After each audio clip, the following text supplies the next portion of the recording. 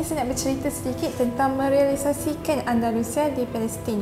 Kebanyakan negara ataupun pemerhati konflik percaya idea one state solution ataupun menubuhkan satu negara yang menyatukan entiti Arab dan juga Yahudi merupakan idea terbaik untuk menyelesaikan konflik yang berlanjutan sejak 1948. Tapi adakah idea tersebut merupakan idea yang terbaik untuk menyatukan dua budaya dan bangsa di dalam satu negara yang sama? Hubungan antara Arab Yahudi pada era kini dan juga hubungan antara Islam, Kristian dan juga Yahudi pada era kegemilangan Andalusia memang sangat berbeza.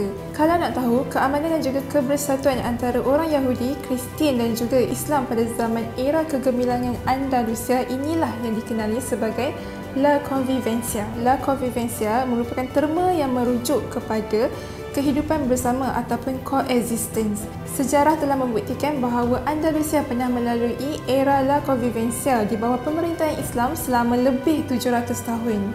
Titik mula era La Convivencia telah dikenal pasti ketika Abdul Rahman Ad-Dakhil sangat mengamalkan sikap toleransi terhadap bangsa Kristian dan juga Yahudi. Apa yang dilakukan oleh Abdul Rahman Ad-Dakhil pada ketika itu sehingga dia berjaya menyatukan tiga bangsa di Andalusia. Salah satunya, beliau menyediakan hakim khusus untuk orang Kristian dan juga orang Yahudi bagi menangani masalah-masalah mereka berdasarkan ajaran agama masing-masing. Macam mana kita tengok generasi anak muda zaman sekarang yang mencontohi budaya K-pop, begitulah juga orang Kristian dan juga orang Yahudi mencontohi dan mengagumi budaya Islam pada era zaman kegemilangan Andalusia. Kemudian Andalusia diperintah pula oleh Abdul Rahman Al-Mutawassih. Kedudukan beliau sebagai pemerintah Andalusia pada ketika itu memainkan peranan kerana beliau telah membangunkan sekolah-sekolah dan juga Universiti Cordova. Kemudian diikuti dengan pemerintah-pemerintah Andalusia yang berikutnya.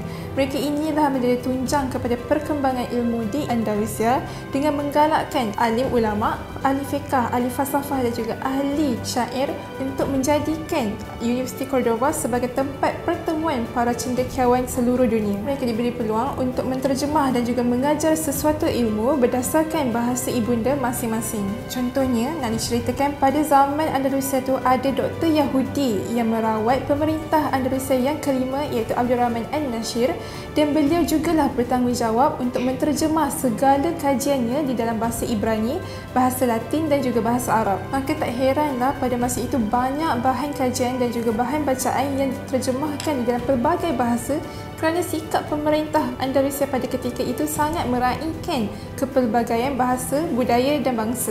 Menyaksikan konflik antara Palestin dan juga Israel yang sudah menelan masa sehingga bertahun-tahun lamanya untuk mewujudkan La Convivencia di Palestin mungkin tidak mustahil sebenarnya. Namun untuk mencapai La Convivencia di Palestin memerlukan kesepakatan antara Israel dan juga Palestin, terutamanya daripada pihak yang sangat mengamalkan penindasan ke atas orang lain. Kerana kekerasan bukanlah kemerdekaan. Bagaimana sebuah negara dianggap merdeka jika rakyatnya masih ditindas, dibunuh tanpa alasan yang munasabah? Pada ketika ini, sikap toleransi boleh dicapai jika deklarasi dan juga perjanjian yang telah termeterai pada suatu ketika dahulu dibatalkan secara serta-merta. Tidak cukup dengan itu, Israel perlu berhenti paranoid untuk tidak menganggap orang Islam di Palestin sebagai pengganas, sedangkan mereka mahu melindungi tanah mereka daripada dijajah pihak luar. Sudah tiba masanya untuk pihak Israel menerima hakikat bahawa tanah Palestin bukan milik mereka. Mereka juga perlu mendukung, bukannya menolak solidariti yang telah disuarakan oleh seluruh penduduk dunia yang mahukan kemerdekaan untuk Palestin. Era kegemilangan Andalusia telah membuktikan agama Islam dan juga seluruh penganutnya bukanlah satu ancaman. Jika tidak, bagaimana orang Kristian dan juga Yahudi pada zaman itu boleh menjadikan budaya Islam ini sebahagian daripada kehidupan mereka? Sikap terbuka dan juga toleransi pemerintah Bani Umayyah di Andalusia pada ketika itu telah membuktikan bahawa tiada ruang untuk diskriminasi ataupun rasisme bercambah di muka bumi ini. Idea untuk menjadikan Palestin sebagai sebuah negara one state ataupun menjadikan La Convivencia di negara Palestin bukanlah satu kemestian, tapi tidak mustahil untuk dilaksanakan. Boleh jadi La Convivencia menjadi rangka kepada kemerdekaan Palestin. Sudah terlalu lama Palestin berada di dalam cengkaman Zionis Israel dan tibalah masa untuk orang Islam seluruh dunia untuk bersatu hati mencari jalan untuk memerdekakan Palestin daripada kuasa asing ini. Jadi, adakah La Convivencia merupakan jawapan untuk Palestin? Tiada perkara yang mustahil untuk orang yang teraniaya semoga Palestin suatu hari nanti merdeka.